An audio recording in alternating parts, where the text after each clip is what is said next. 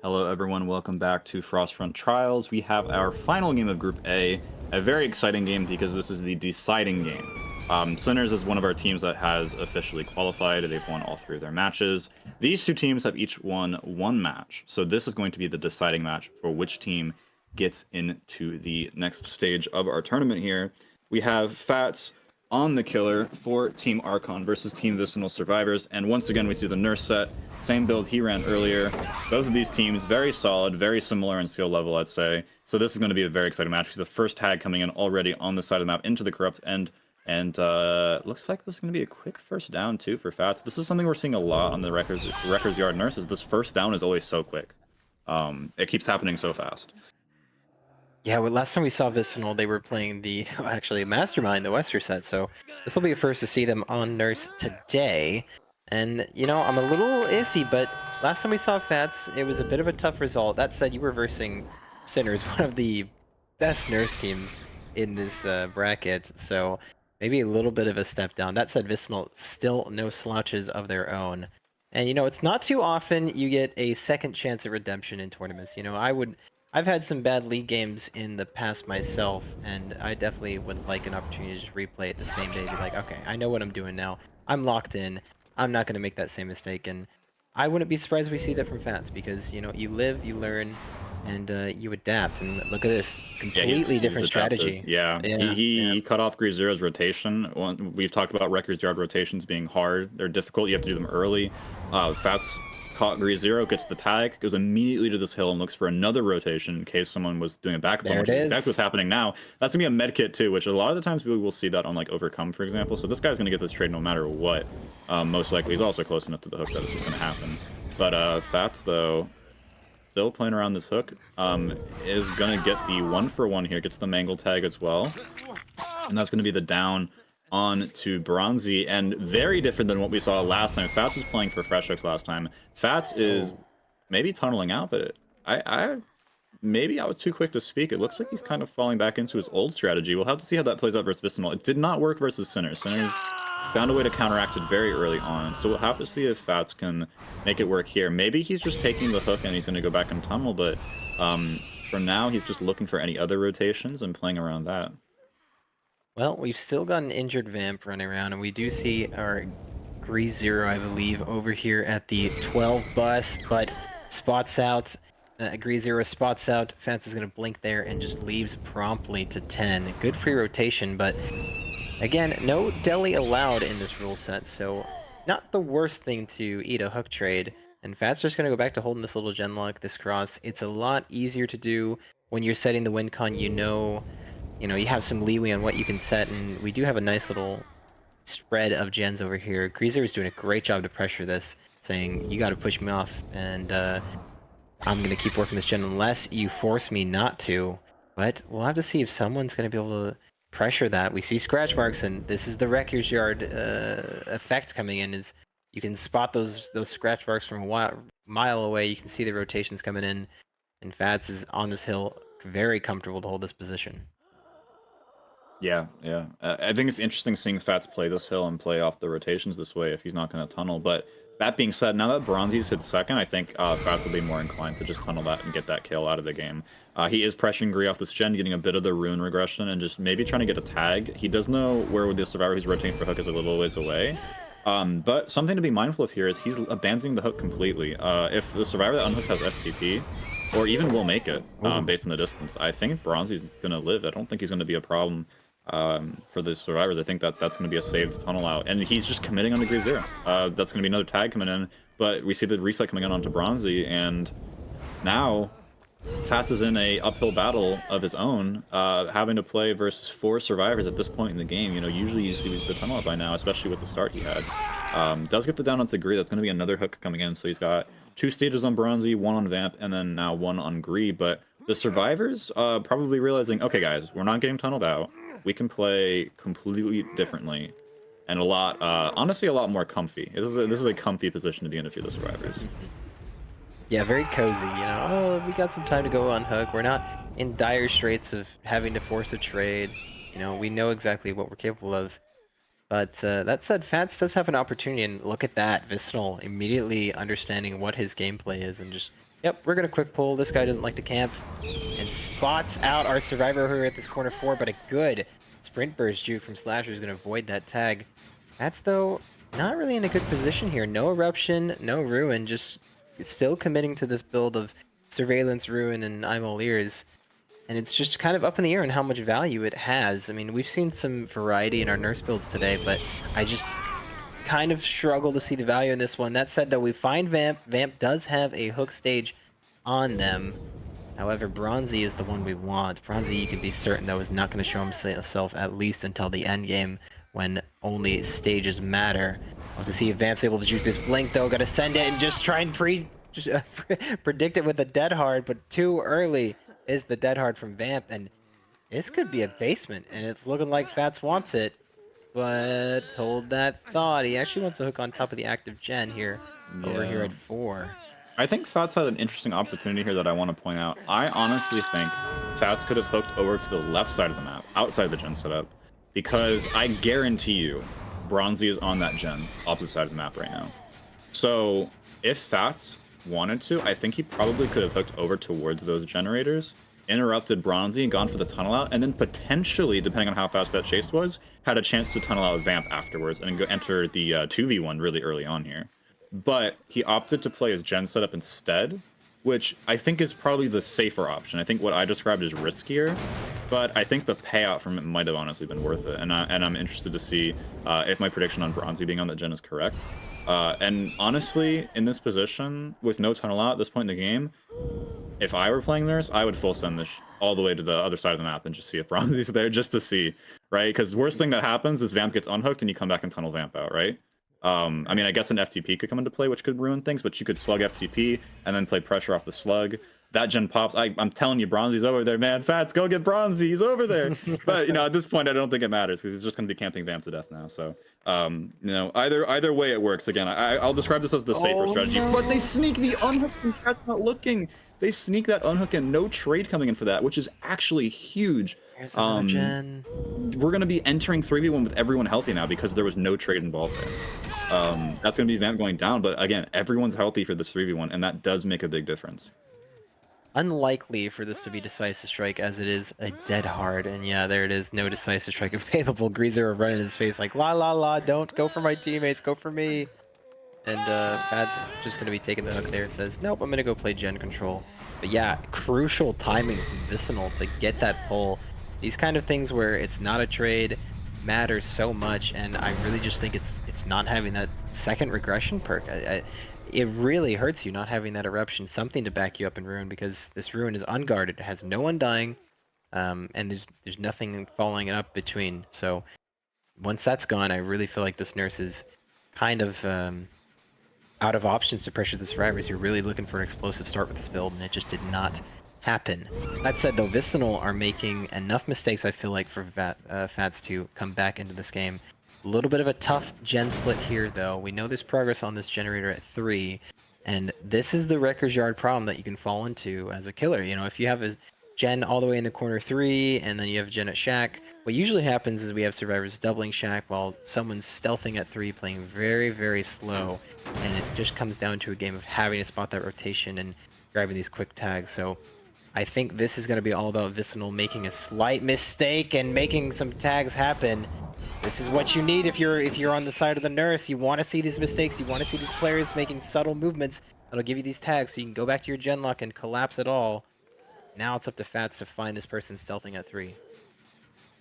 Yeah, we do see the surveillance proc over here now, nodding towards the gen and going over to it. He knows where everyone is. Shack Gen does have a decent amount of progress, though, to the point where if he commits to this chase fully, if they get on the gen right away, they could potentially pop it with a double. So I think Fats in this position probably just going to play for the tag. Oh, doesn't even get the tag! Oh my gosh, this is some muscle memory that I've got myself into with Nurse, where I hold down right-click when I land. It's something that I've done since I first started playing this game. I have not been able to break it, and it hurts you sometimes in these situations where a single blink was all you needed. It, like, exactly in that moment, you're forced into a 50-50, and Fats lost it. So delayed tag onto Slasher, and now that the chase is being committed, I think that the Shack Gen has a chance of popping it. Yeah, this chase is going on too long, and you were right, Autumn. There it is. The final gen pops, and again, just too little too late. I really feel like if we got the tunnel out off that first unhook, we had a relatively quick chase, a hook in the corner, but we just opted to just eat the hook, eat the trade. And every time the unhooks happen for free without a trade, and just it's all about the macro. You gotta find the unhooker. You gotta stop these rotations. You cannot let these things happen for free. That said, though, you cannot just come in here and blame the killer. These survivors played into this well. They made this happen. They forced this result. So Vicinal, again, showing up, playing very well. That said, though, this is a much better result. This is, I think, with Slasher dead, what would that be? Is that 9 stages? It'd be 9 stages. I think 9 stages is honestly a very good result on this map. Yeah. In the past, with Delhi allowed, I'm pretty sure 9 stages was considered the average at one point. Don't quote me on that, but I think that that was the average, you know, maybe a year or two ago, for a Nurse on this map versus Delhi. So this is still a pretty good result for a Nurse on this map if they do manage to secure the 9 stages here. Although I think the survivors are playing for more. I think that they're actually playing for more here. I think this is really risky though. This could potentially allow for more stages, whereas I think 9 stages is a pretty comfortable win condition because you only need to hit 10 stages. I don't know about going for this unhook. They might even change their mind and go back once they realize the situation. The hill being right here, they have full coverage. They cannot pressure this gate at all. And the other gates across the map. I don't see this being worth going for. I think Vicinal survivors will realize that and leave because I don't think that they should allow for more more downs here. I think it's reasonable as well. I mean, it's not the worst thing in the world to ask your Nurse player to 4K, at least a 4KO. You can usually at least get a hook somewhere relatively close to a genlock of some sort, and most of the time guarantee a 4K1 or 4KO, barring a little bit of mistakes here and there. And it wouldn't be the worst thing in the world for them to just say, all right, 9 stages, you know, Vamp, go out there, get 10 stages. So that said, though, Fat's probably going to be wrapping this up with a 9-stage versus Vicinal. Certainly not a bad result, but again, I want to see better. I really feel like there are a lot of points in this match where we could have seen even a potential 4K2. I think the cards were in Fat's favor, especially with this hill generation. And it just came down to Vicinal playing extremely well, getting these unhooks at the right time. And I want to give a proper shout out to Slasher. This guy played phenomenal on unhook rotations, using the sprint burst well. All survivors were there and playing the match well. Bronzy doing a great job to delay his tunnel out, and Vamp and GrindhouseDBD likewise. So well played from them, but we'll have to see how their killer responds versus Archon survivors. Stick around for more Frostfront Trials. Hello everyone, welcome back to Frostfront Trials. We have GrindhouseDBD killing for Vicinal versus Archon survivors, and Fats played killer last game and he landed a 9-stage game, which is pretty solid. And now we're gonna see how the killer for Vicinal, GrindhouseDBD, can manage this if he can meet this win con or better. Just as a reminder for all the viewers out there, this is a deciding game. Whoever wins this match is going to be qualified for the tourney. So this is extremely important. Both teams are probably feeling a little anxious. A lot rides on this, so we'll have to see how they play this out. Yeah, but Fats is in Chase immediately. Yeah, Fats been playing Nurse all day, so he's probably attuned to how Nurse plays Chase. SB gets him out of the first hit, but a 4-lane, you can't do too much against Nurse. You are going to be getting hit there sooner or later. And look at that perk. We're seeing leverage again. I mean, we saw it earlier, and it didn't quite get the result we wanted to, but I see the value in it. You know, you stop the resets, but on a map like Wrecker's Yard, you know, you get a hook in a corner, you hold the spot, you hold the rotation. Your win con is 4K1 or 4K, 4K pretty much of any means, or unless you're going to go for a 10 stage, but pretty much just get a 4K. I really don't think leverage is doing too much here. I mean, you're going to be holding your hook. You're probably not going to be giving them time to reset regardless. And if there is a reset, it's most likely to be an FTP. So I think this perk will probably shine in the 3v1. I'm really interested to see how GrindhouseDBD plays this 4v1 though, and getting the tunnel out. Doesn't get the right prediction on Nixie. Nixie doing some good movement and micro fakes to get away from that tag. GrindhouseDBD probably just going back to hook, but no, wants to gamble a tag again and gonna go for it, but hits this one. Nixie gonna be taking that injury, and GrindhouseDBD left with an injury and a survivor on hook, and a potential to get a tunnel out if this rotation comes through. Yeah, GrindhouseDBD making his way back to hook here, and doesn't look like... Oh, no, there it is. There's the unhook coming in now, so no trade, and as we discussed last... Oh, no tag either. At least it shuts down a potential for dead hard, so that's something. But yeah, as we mentioned last game, these trades are so important, but it doesn't really matter much when you get it down this quickly, though. Really fast tunnel here coming in, so it's gonna be a second hook for Fats. And you know, you're mentioning leverage coming in handy in the 3v1. I'm pretty sure, like, at least from my experience with Perk, I think that's kind of when it only shines on this killer. Nurse is not a killer that tends to stray too far from hook if she wants to get a good result. If you're wanting to 4K, you can't just go across the map, let them reset for free kind of thing. I think leverage really comes in handy when you're trying to slow down that, right? Like, you want to travel and let them unhook. Or not let them unhook, but if they do unhook, you're not getting punished as hard for it, I guess is the point of the perk.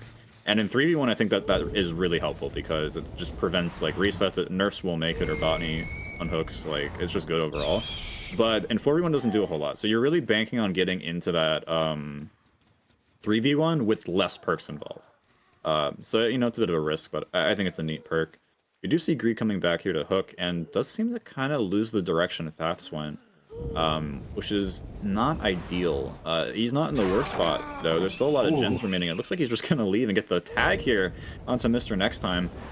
Just kind of dropping his tunnel and saying, maybe I'll find you later. In his Wrecker's Yard, it's easy to catch out rotations. Fats cannot hide for long, but I think Greed's just going to be committing to the first person he sees here. Exactly what happens. Fats gets reset, down comes in, and now this game is a little bit more leveled out. It's a bit more even. Both teams have a bit of breathing room. Another gem does pop, though, so Greed feeling a little bit of pressure. But yeah, neither team is out of it yet, is what I'm trying to say. This is still very winnable for both sides here, which I think makes this all the more exciting.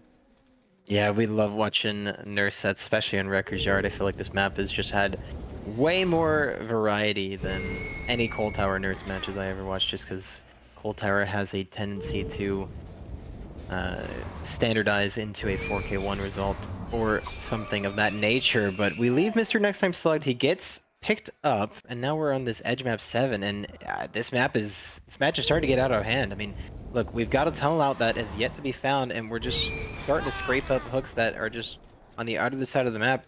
GrindhouseDBD maybe made a mistake slugging Next Time, and I understand the point, right? You have an undetectable, you want to catch your tunnel out, maybe see them if they're catching a mistake, but isn't it better to, rather than playing off of them making a mistake, force the game to happen for your favor? And I think GrindhouseDBD has just unfortunately lost a lot of pressure due to a couple small mistakes.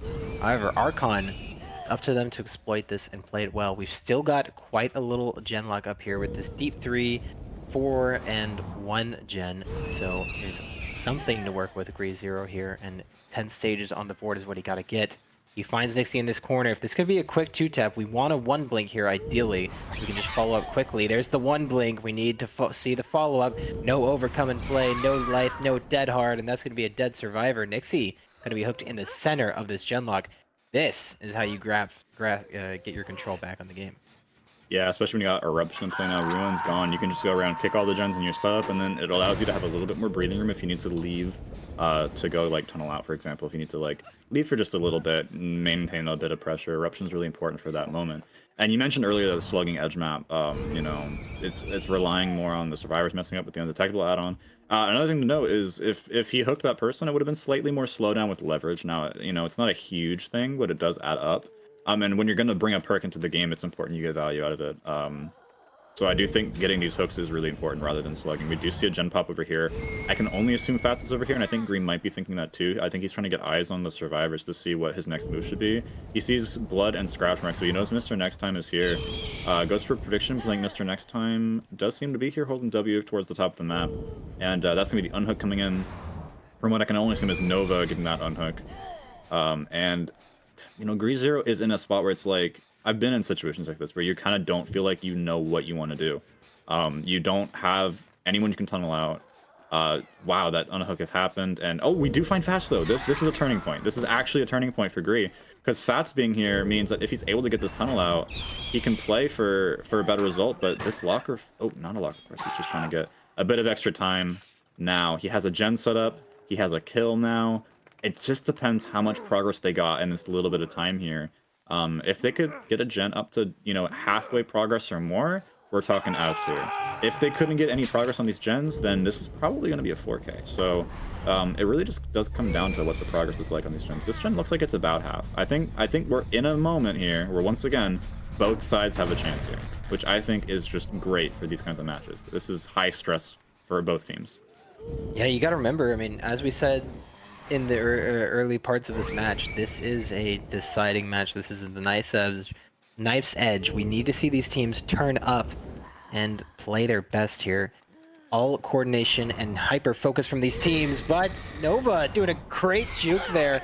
But likewise, GrindhouseDBD follows up with a great second blink to get them injured. We saw both survivors reset, and so that likely tells GrindhouseDBD they have a little bit of time to commit this, but this is so dangerous. This is so far away from the gens, and a good juke and a good second juke. Nova playing out of their mind, putting Archon on the team's back, and look at this death spot. I'm not even sure if the eruption proc is worth it at this point.